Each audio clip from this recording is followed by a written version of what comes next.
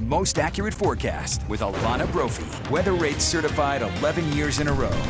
Such an incredible and powerful voice. Yes. Couldn't you just keep listening to that? I was like, keep it going. Oh, an icon. True talent there, and a major loss for the music world. But yeah, it was song after song that you could get on board with. Just listening to that story. Okay, it's been storm after storm that you have to get on board with, especially in northern Utah, because the last few days we have seen thunderstorms popping up. Hit or miss. Not everybody sees them. You were seeing sunny skies? Well, all you needed to do was turn around, because as you looked north, it was the storm. Scott Taylor catching the Salt Lake Valley as some of those stronger storms moved through. They were slow moving, which means we did get a decent amount of rain, hail, and some gusty winds. But what's nice about this time of year, after the storm, there's always a glimmer of light. Chris Williams catching that in South Jordan. Beautiful rainbow coming out of Sojo tonight. Storm tracker radar quieting down. We lose that daytime heating, and we also lose the intensity of those storms. Quiet in the West Desert. Over towards Bear Lake, we're holding on near Lake Town with some echoes of moisture in Cache Valley. Eastern Utah over the Uintas, maybe a stray shower or two.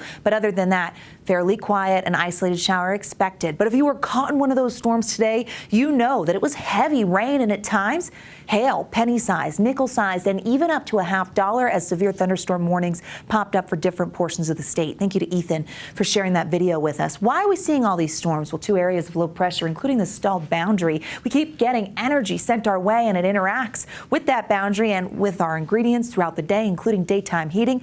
Those storms just blossom. Southwesterly flow with our winds, keeping windy conditions down south, but dry conditions. And in the north, it was about storms with a few clouds hanging on.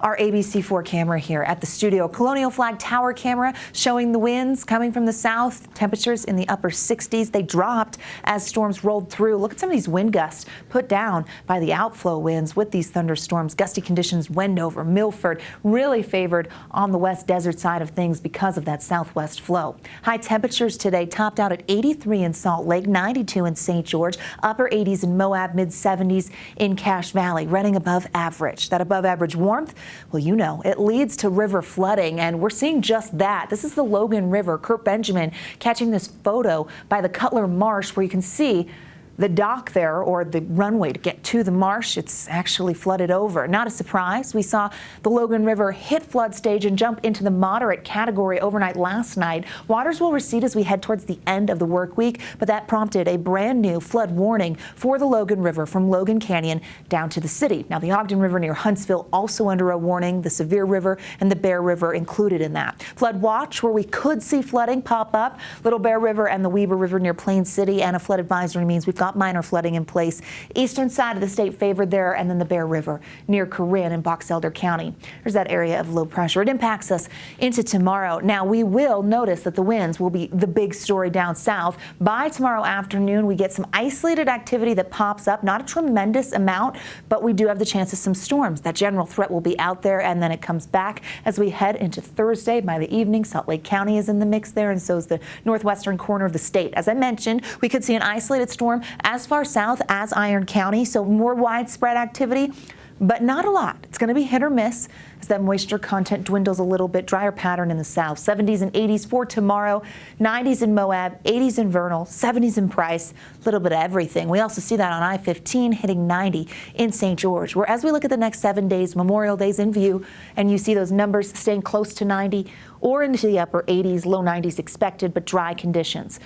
Memorial Day looking nice as we look at the weekend along the region and throughout the state. You're going to notice those temperatures in the 70s and 80s, but the threat of storms will be there, especially along the Wasatch Front. Slight chance Saturday and Sunday, but on the actual holiday, isolated storms come back. They hang around Tuesday and Wednesday, and we have the potential as we head into tomorrow and then through the close of the work week. So very active skies. That daytime heating plays a big role. We have all the ingredients. We put them together. We grill them up, and then we serve them in the way of a thunderstorm in the afternoon and evening. We saw that today. Yes, it was like a beautiful start to the day, and then boom, dark skies. Hit quick. Yeah.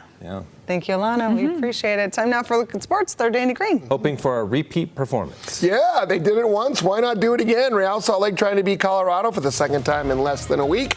Plus, where